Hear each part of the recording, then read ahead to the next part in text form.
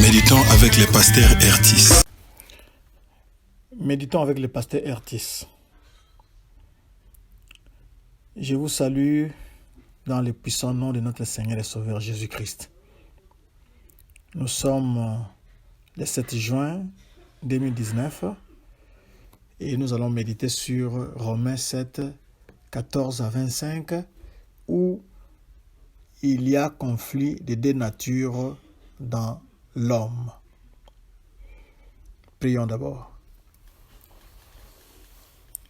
Seigneur, nous savons et proclamons que notre capacité vient de toi. Merci de rendre tes enfants victorieux. Remplis-nous du Saint-Esprit et parle-nous maintenant au nom de Jésus-Christ. Amen. Le verset 14 parle de la loi qui est spirituelle. La loi est spirituelle parce qu'elle vient directement de Dieu et reflète son caractère sacré. Quand vous regardez la loi, vous allez remarquer que ça reflète le caractère de la personne qui a dicté cette loi, c'est-à-dire Dieu qui est sacré. Charnel ici ne décrit pas quelqu'un qui n'est pas sauvé, mais une personne qui est sauvée, mais qui continue à se battre contre la chair, qui se comporte comme si elle n'était même pas sauvée. Le verset 16 nous dit que la loi est bonne. Pendant que l'incapacité de faire ce qui est droit et saint souligne la nature déchue de l'homme, il démontre aussi la bonté de la loi en contraste au pouvoir du péché.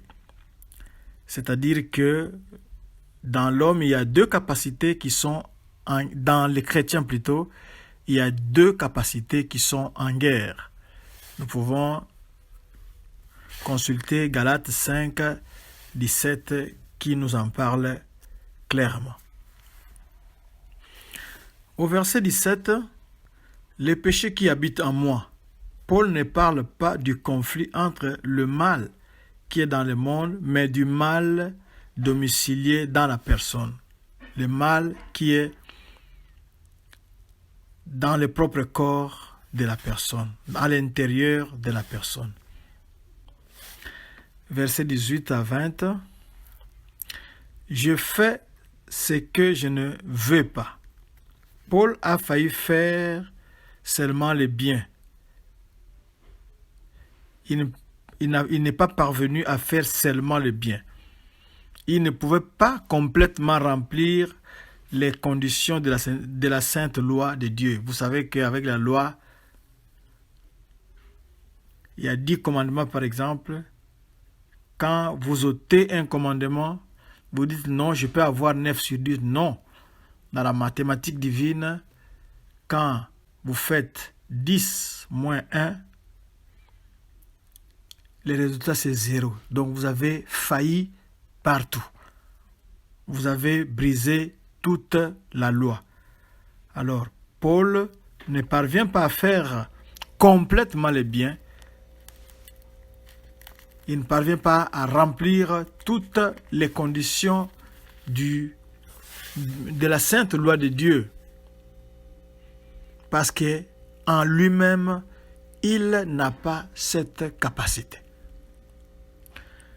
Du verset 21 au verset 24, nous voyons que la loi du Sinaï demande une perfection absolue.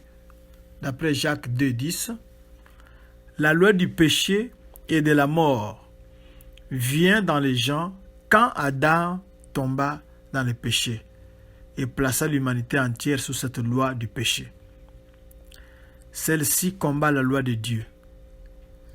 La loi du Sinaï tire l'homme vers les cieux, tandis que la loi du péché tire l'homme vers l'enfer.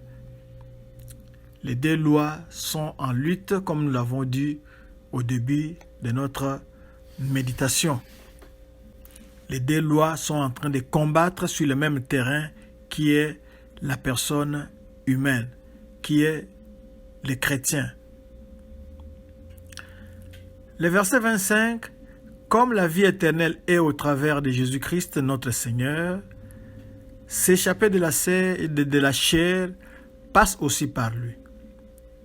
Parce que c'est Jésus-Christ qui donne la vie éternelle. Si vous voulez échapper au pouvoir de la chair, eh bien, la seule clé ou le moyen ou la formule, c'est Jésus-Christ qui est notre Seigneur. D'après 1 Corinthiens 15, 57. Jésus-Christ a fait face au problème du péché et à Satan sur la croix. Et il est sorti vainqueur. C'est en lui que nous pouvons puiser toutes les ressources qui sont à notre disposition en tant que chrétiens pour pouvoir vivre dignement, pour pouvoir vivre comme Dieu l'entend pour ses enfants. Si vous voulez être transformé, il n'y a que Jésus-Christ qui peut vous transformer. Quand il vient en vous, il apporte son caractère, il apporte son identité en vous et votre vie est changée malgré que les conditions dans le monde ne sont pas changées, mais votre vie est changée comme Jésus-Christ avait vécu sans péché. Vous aussi, vous allez éviter le mal, vous allez être vainqueur du péché à cause de Jésus-Christ et à cause du Saint-Esprit qui viendra habiter en vous en ce moment-là. C'est ça le secret. Le secret pour sortir victorieux de ces deux natures qui sont en combat, c'est seulement au travers de Jésus-Christ. Si vous n'avez pas encore Jésus-Christ, ou si vous avez failli dans votre engagement envers Jésus-Christ, c'est le moment. Revenez à Jésus-Christ, confessez vos péchés, demandez à ce que sa puissance habite en vous, que sa puissance vous remplisse complètement, parce que quand sa puissance vous remplit, le péché n'aura pas de place en vous. Et vous serez victorieux. Vous serez même plus que vainqueur. Prions. Seigneur, voici mon frère, voici ma sœur. Elle admet t'avoir abandonné un moment. Elle admet avoir été faible dans tel ou tel domaine. Et elle confesse avec le Saint-Esprit que sans toi, il ou elle ne pourra rien faire.